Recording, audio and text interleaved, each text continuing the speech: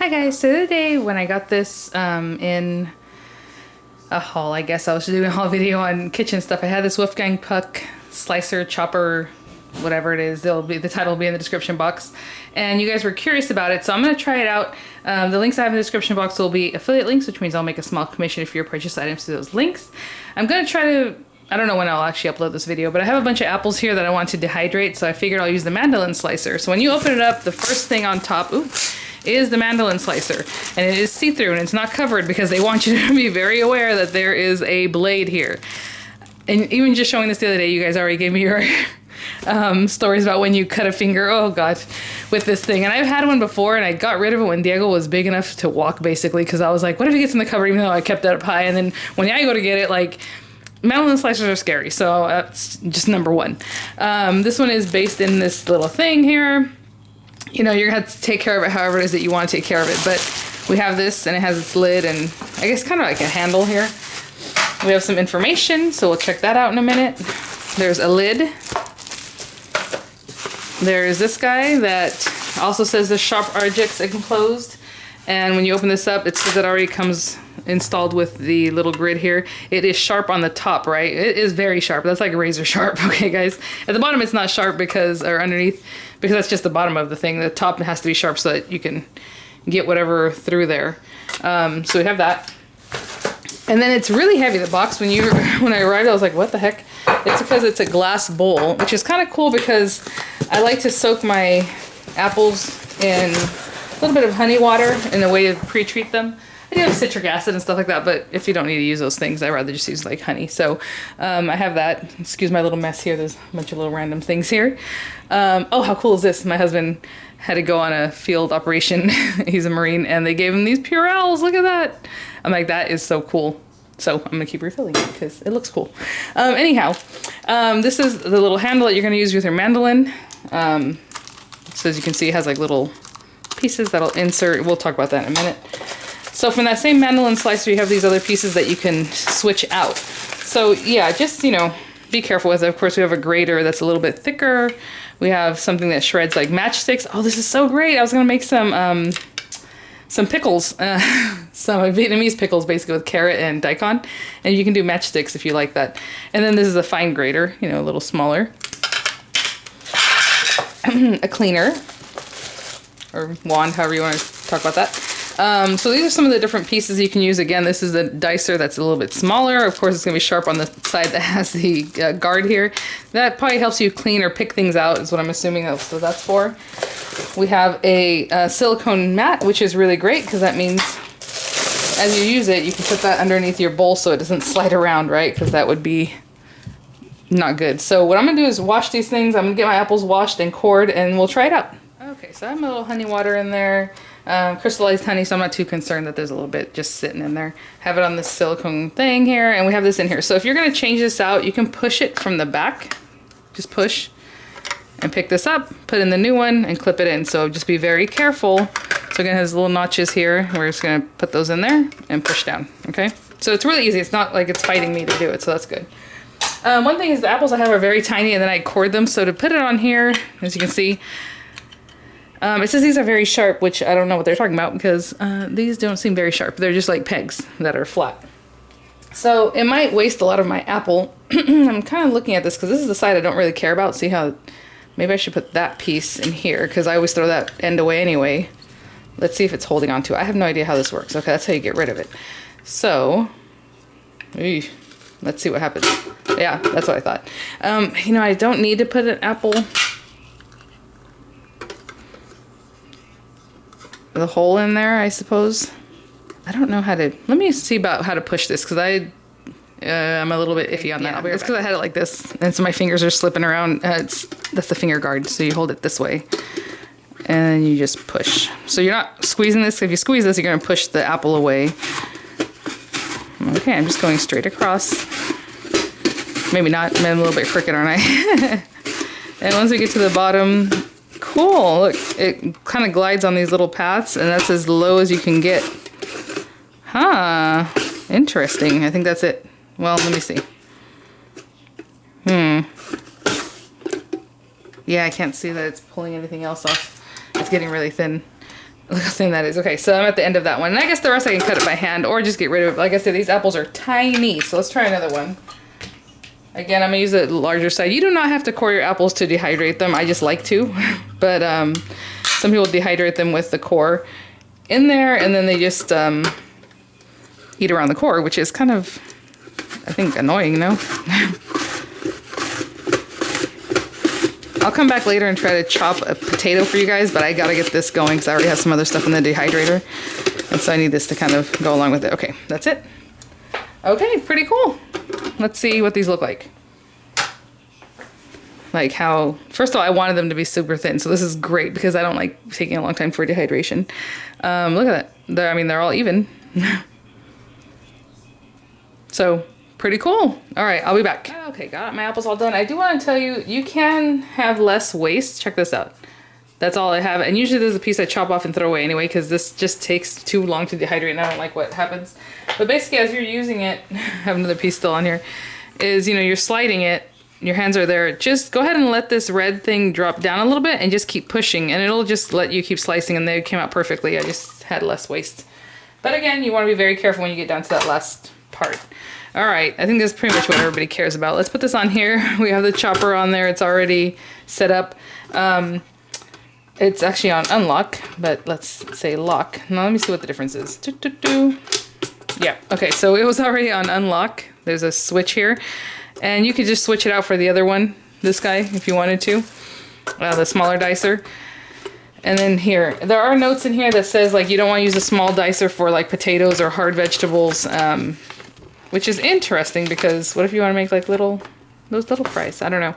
But maybe if it's a smaller piece, like if you cut it smaller to begin with. I think they just don't want you to put something in there that's super hard. And then, anyway, do not use coarse or fine chopper blade for hard fruits and vegetables like I just spoke about. That's the fine chopper blade. The coarse one, it says for potatoes, carrots, zucchini, cucumbers, peppers, boiled eggs, hook ham, etc. And then the smaller ones for shallots, garlic, zucchini, mushrooms, soft cheeses, peppers, and more. I don't know if I'm going to use a small one today because I don't really have a use for it. Even this, what I'm going to do, I just washed this potato. I don't have a use for it. But I know, there's the thing. If you want to make fries, you usually want them longer. You can't think about this. This is not going to work, right, when it's tall like this. And it even says there to put the larger side of whatever you're using down. So your fries are going to be about this deep. So I don't know if that's something you want, but that's what it's going to be here. I'm just going to try this. I don't know. I didn't do anything special to this potato. And it says to apply pressure. And also, I'm at a weird angle because you guys have the thing and I'm over here. Apply pressure and... Oh my God. Okay, that last bit scared me. All right, let's look at these things. Was it hard? No. You know what I'm saying? Because I'm in a weird angle. I'm over here. I think if you just put your weight on it, you're going to be okay. This is a very thick chop. Like this to me is not a French fry. You know what I'm saying? Look how thick this is. But maybe, I mean, that's, I guess, not what it's for. But this is a very thick piece. I would probably put these in some soup and maybe that's what I'll do with it later or something because I don't want to waste this. Or once it's chopped like this, then I would chop it myself, right? So this did most of the work. But I'm not sure what you would do with something that big. What do you guys think? I mean, onions.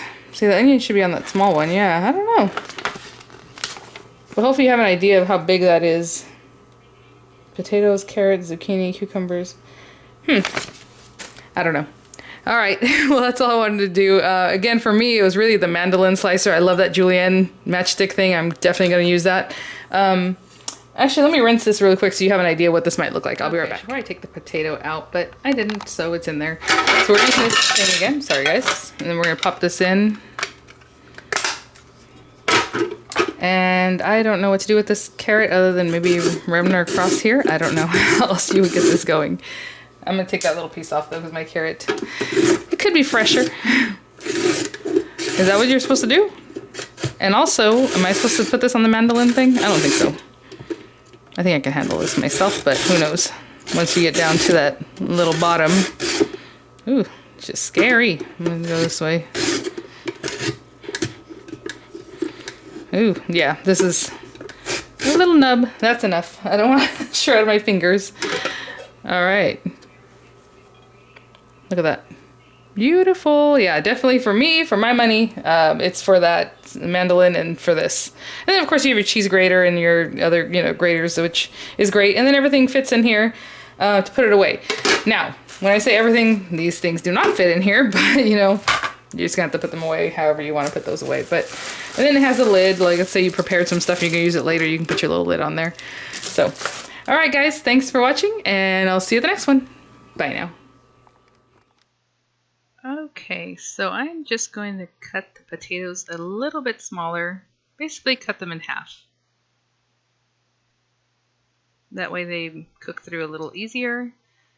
And in the next bit here, I'm going to show you that all I do is cover the bowl. I use a glass bowl because I'm going to put it in the microwave with some plastic wrap.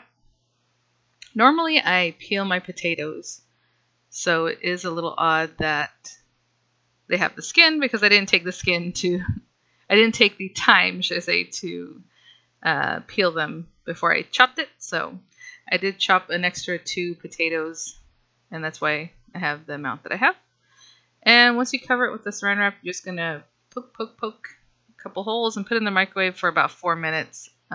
These were kind of small. I would probably do 3 minutes next time. So now I just switched out to the smaller dicing guide, and I'm just going to slap that piece of onion through, and it worked out really well. Just a little piece was stuck in there. So we're going to use that. And in the meantime, I'm going to heat up my pan. I like to heat the pan whenever you have a stainless steel pan really well. Then add in your oil, and then and let that heat through a little bit. And this is just eyeballing it, so whatever it is that you think that you need, however much oil for as many potatoes as you have. Now that the pan is nice and hot, we're going to put in our potatoes. I try to spoon them in because there is a little bit of liquid at the bottom of the bowl that the potatoes put out, and the steam and all that. It might jump, so if you don't like that, be very careful. But that's what I'm going to do here, is transfer the potatoes into the oil.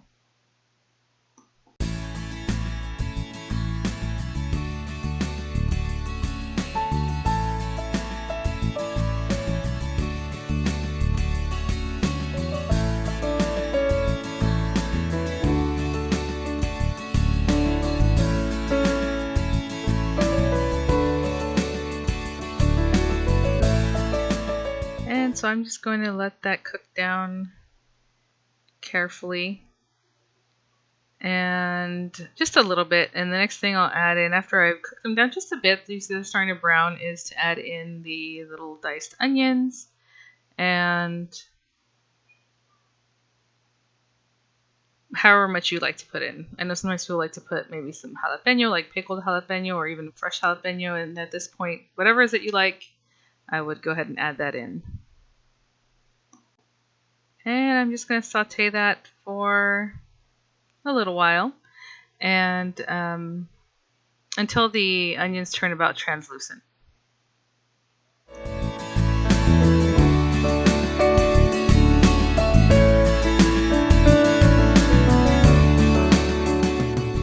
So after a few minutes of kind of sauteing like this, I like to lay them out flat, and then I put the lid on it and just cook them through another 3, 4, 5 minutes, depends on how mushy or crunchy, not crunchy, but how you like them. And when I come back, we're going to give them another stir, salt and pepper, all that good stuff.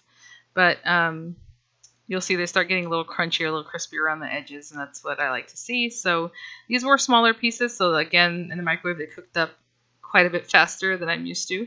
So next time I probably do 3 minutes because they came out a little on the soft side, but used to that browning, I love it. So I try to get as much browning as I can. I think in this video I don't get there, but after I turned off the camera, I let it brown a little more, crisp a little bit more before I ate them. So thanks for watching, guys. I'll see you at the next one.